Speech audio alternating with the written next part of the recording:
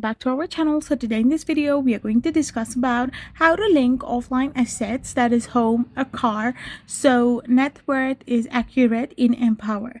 So without wasting much of our time, let's get straight into the video. So to empower offline assets like a home and car for an accurate net worth calculation in your Empower, all you gotta do is simply go and tap open your Empower account. Once you have opened your Empower account, so once you are logged in into your account, all you gotta do is simply go to your Empower's personal dashboard. Once you are in your personal dashboard, you can simply navigate to My Account panel. Now simply click on the link or the plus icon and select More or Add Account and choose the appropriate assets type. Example, home, car, personal property from the list.